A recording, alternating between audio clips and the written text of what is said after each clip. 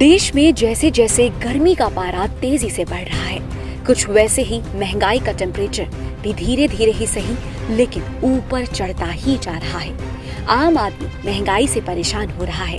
लोगों की जेब पर ये धीरे धीरे का झटका काफी तेज महसूस हो रहा है। रोजाना जरूरी चीजों के दामों में वृद्धि हो रही है। खाने की गैस से लेकर पेट्रोल, डीजल, सीएनजी के दाम बढ़ते ही जा रहे हैं। और बुधवार को तो जनता को ट्रिपल अटैक लगा जब पेट्रोल, डीजल के साथ साथ सीएनजी के दाम में भी बढ़ोतरी हुई। पेट्रोल, डीजल के दाम तो एक तरफ रुला ही रहे हैं, सीएनजी के दामों ने अलग फजीहत कर रखी है। बुधवार को सीएनजी के दामों में फिर से बढ़ोतरी की गई। गैस सप्लाई कंपनियों ने आज प्रति किलोग्राम पर सीएनजी के दाम 2.5 रुपए बढ़ा दिए हैं। पिछले 6 दिनों में 3 बार सीएनजी महंगी की जा चुकी है। दिल्ली में सीएनजी गैस के दाम 2.5 रुपए प्रति किलो की बढ़त के बाद अब 66 रुपए 61 पैसे प्रति किलो कर दिया गया है। बीते 5 दिन में सीएनजी 6 रुपए 60 पैसे प्रति किलो महंगी हो गई है, जबकि पेट्रोल, डीजल के भाव 16 दिन में 10 रुपए प्रति लीटर बढ़ चुके हैं। वहीं अगर नोएडा की बात करें तो नोएडा में बीते 48 घंटे में सीएनजी की कीमत में करीब 5 रुपए की बढ़ोतरी हुई है और गुरुग्राम में इसकी कीमत 72 रुपए 45 पैसे प्रति किलो पहुंच चुकी है। पेट्रोल, डीजल की बात करें तो पेट्रोल और डीजल के रेट आज भी बढ़े हैं। बुधवार को फिर से ईंधन के दामों में 80-80 पैसे की बढ़ोतरी की गई है, जिसके बाद दिल्ली में पेट्रोल और डीजल की कीमत आज क्रमशः 105 रुपए 41 पैसे प्रति लीटर और 96 रुपए 67 पैसे प्रति लीटर हो गई है। देश में बढ़ रही महंगाई पर एक तरफ जहां जनता काफी नाखुश है, वहीं विपक्ष भी लगातार मोदी सरकार को घेरती नजर आ रही है। हाल ही में पेट्रोल, डीजल के बढ़ते दामों पर कांग्रेस ने बीजेपी पर जमकर निशाना साधा है। कांग्रेस ने बीजेपी पर आरोप लगाया है कि पार्टी ने चुनावी जीत को लूट का लाइसेंस बना दिया है। कांग्रेस महासचिव रणदीप सुरजेवाला ने अपने एक ट्वीट में बीजेपी पर निशाना साधते हुए कहा, इवेंट वाली सुबह भी महंगाई का डेट। आज फिर से पेट्रोल और डीजल की कीमत 80 पैसे प्रति लीटर बढ़ा दी गई है। उन्होंने कहा कि पिछले 16 दिनों में पेट्रोल, डीजल में 10 रुपए की बढ़त हुई है। सुरजेवाला ने बीजेपी पर तंज कसते हुए झूठे वादे करने का आरोप लगाते हुए कहा, झूठे वादे से चुनावी छल, फिर जनता पर ही लूट का बल। बता दें कि बीजेपी सरकार पर दबाव बनाने के लिए कांग्रेस महंगाई मुक्त भारत अभियान भी चला रही है। 31 मार्च को राहुल गांधी के नेतृत्व में पार्टी के सांसदों ने संसद भवन के बाहर धरना दिया था। लोकसभा में भी कांग्रेस महंगाई के मुद्दे पर चर्चा करने की कोशिश में रही।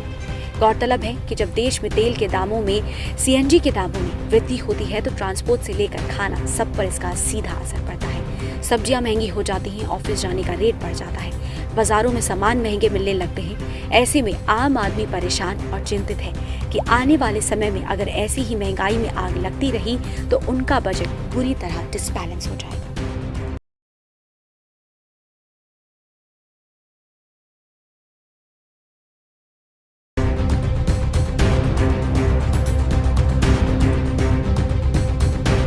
रूस यूक्रेन के बीच छिड़ी जंग 43 दिनों से लगातार जारी है। दोनों में से कोई देश झुकने के लिए तैयार नहीं है। यूक्रेन के मैरियापोल में रूस ने खतरनाक तरीके से तबाही मचाई है। रूसी हमलों में कीव, खार्किव, मारियोपोल और बूचा के साथ कई शहर तबाह हो चुके हैं। इन हमलों में अब तक हजारों लोग अपनी जान गंवा चुके हैं। रूस एक एक कर यूक्रेन के शहरों के खंडर बनाता जा रहा है। रूसी फौज जमीन पर यूक्रेन की सड़कों पर कत्लेआम मचा रही है तो आसमान से मिसाइलें बरसा रही है। यूक्रेन के मुताबिक रूसी हमले में यहाँ 5000 से ज्यादा लोग मारे जा चुके हैं। वहीं इस बीच बूचा में रूसी नरसंहार से पूरी दुनिया के साथ यूक्रेन की सेना में भी गुस्सा है। इसी वजह से वो भी बदला लेने पर उतारू हो चुकी है।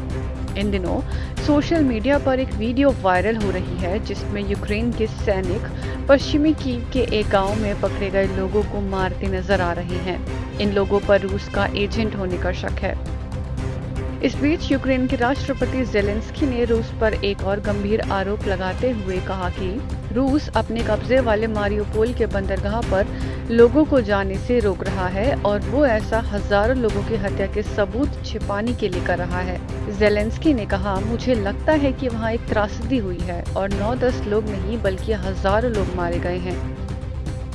दूसरी ओर रूस और यूक्रेन के बीच चल रहे युद्ध में अमेरिका को भारत की तटस्थता रास नहीं आ रही है। अमेरिका रूस पर भारत के रुख से बेहद निराश है। बार बार दबाव बनाने के बावजूद भी जब भारत ने रूस को लेकर अपने निष्पक्ष रुख में बदलाव नहीं किया, तो अमेरिका अब धमकी पर उतर आया है। अमेरिकी राष्ट्रपति जो बाइडेन के आर्थिक सलाहकार ने कहा कि हम चीन और भारत के इस मुद्दे पर लिए गए फैसलों से निराश हुए हैं। उन्होंने कहा कि अगर भारत रूस के साथ अपनी रणनीतिक साझेदारी को और बढ़ाता है, तो भारत को इसकी भारी कीमत चुकानी पड़ सकती है।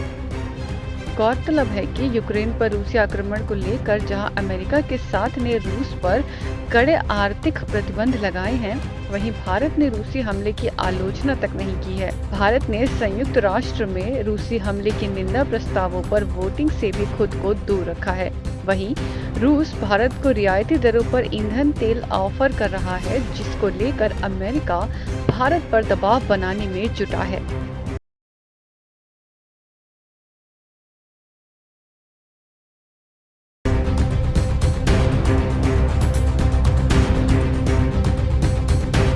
रूस यूक्रेन के बीच छिड़ी जंग 43 दिनों से लगातार जारी है। दोनों में से कोई देश झुकने के लिए तैयार नहीं है। यूक्रेन के मैरियापोल में रूस ने खतरनाक तरीके से तबाही मचाई है। रूसी हमलों में कीव, खार्किव, मारियोपोल और बूचा के साथ कई शहर तबाह हो चुके हैं। इन हमलों में अब तक हजारों लोग अपनी जान गंवा चुके हैं। रूस एक एक कर यूक्रेन के शहरों के खंडर बनाता जा रहा है। रूसी फौज जमीन पर यूक्रेन की सड़कों पर कत्लेआम मचा रही है, तो आसमान से मिसाइलें बरसा रही है। यूक्रेन के मुताबिक रूसी हमले में यहाँ 5000 से ज्यादा लोग मारे जा चुके हैं। वहीं इस बीच बूचा में रूसी नरसंहार से पूरी दुनिया के साथ यूक्रेन की सेना में भी गुस्सा है। इसी वजह से वो भी बदला लेने पर उतारू हो चुकी है। इन दिनों सोशल मीडिया पर एक वीडियो वायरल हो रही है, जिसमें यूक्रेन के सैनिक पश्चिमी कीव के एक गांव में पकड़े गए लोगों को मारते नजर आ रहे हैं। इन लोगों पर रूस का एजेंट होने का शक है। इस बीच यूक्रेन के राष्ट्रपति ज़ेलेंस्की ने रूस पर एक और गंभीर आरोप लगाते हुए कहा कि रूस अपने कब्जे वाले मारियोपोल के बंदरगाह पर लोगों को जाने से रोक रहा है और वो ऐसा हजारों लोगों की हत्या के सबूत छिपाने के लिए कर रहा है। ज़ेलेंस्की ने कहा, मुझे लगता है कि वहाँ एक त्रासदी हुई है और 9-10 लोग नहीं बल्कि हजारों लोग मारे गए हैं।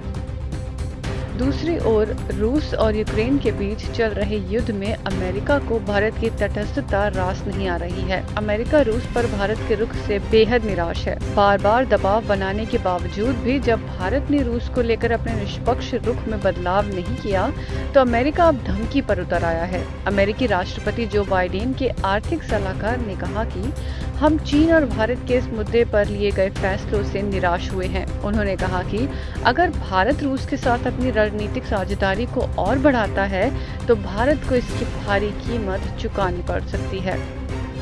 गौरतलब है कि यूक्रेन पर रूसी आक्रमण को लेकर जहां अमेरिका के साथ ने रूस पर कड़े आर्थिक प्रतिबंध लगाए हैं, वहीं भारत ने रूसी हमले की आलोचना तक नहीं की है। भारत ने संयुक्त राष्ट्र में रूसी हमले की निंदा प्रस्तावों पर वोटिंग से भी खुद को दूर रखा है। वहीं रूस भारत को रियायती दरों पर ईंधन तेल ऑफर कर रहा है, जिसको लेकर अमेरिका भारत पर दबाव बनाने में जुटा है।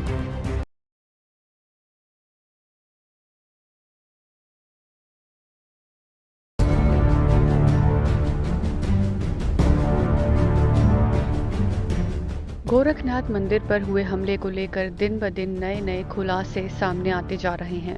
जहां एक और इस मामले को लेकर लगातार ये कहा जा रहा था कि आरोपी अहमद मुर्तजा अब्बासी का आतंकी कनेक्शन है, तो वहीं आज एक नया खुलासा हुआ है कि गोरखनाथ मंदिर पर हमला करने वाला आरोपी ISIS से जुड़े वीडियो देखता था।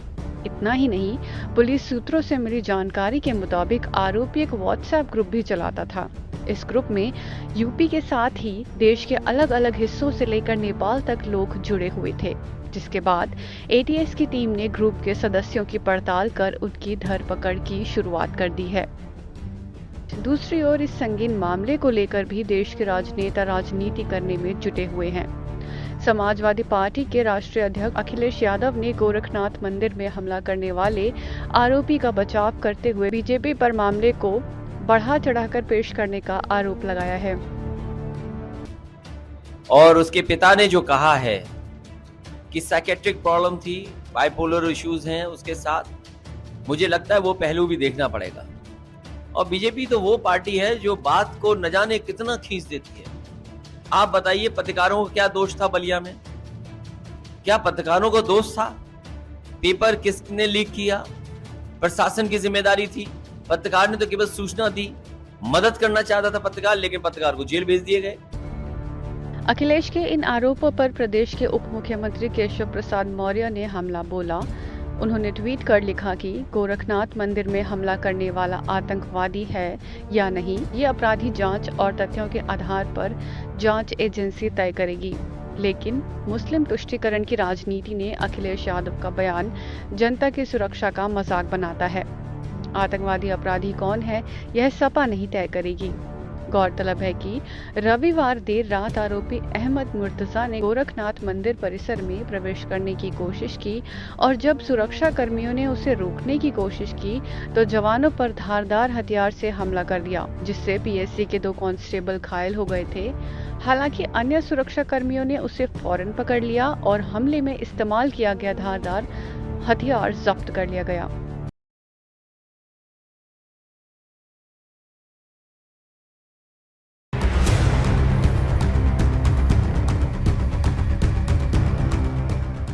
भारत में कोरोना के गिरते मामलों के बीच सरकार ने कई गाइडलाइंस पर ढील देनी शुरू ही की थी कि कोरोना का नया वेरिएंट XE अब फिर से मुसीबत की घंटी बजा रहा है। कोरोना के नए वेरिएंट XE के पहले केस को लेकर देश में सस्पेंस बना हुआ है।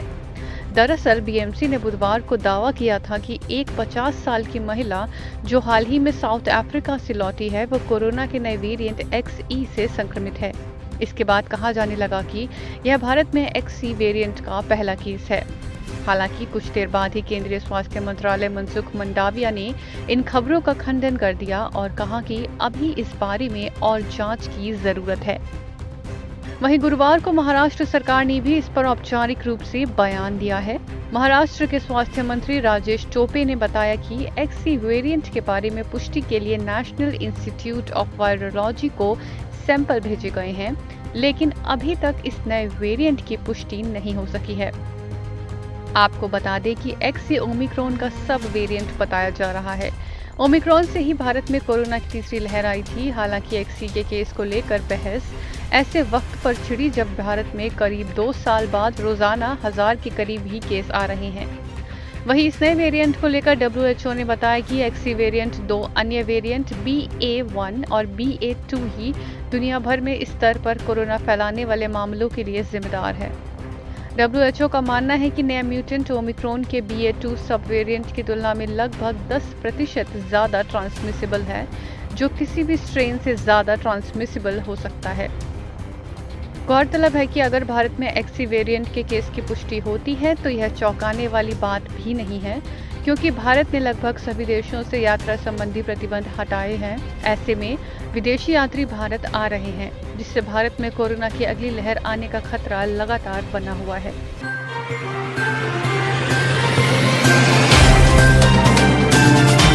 Subscribe now and press the bell icon. Never miss an update.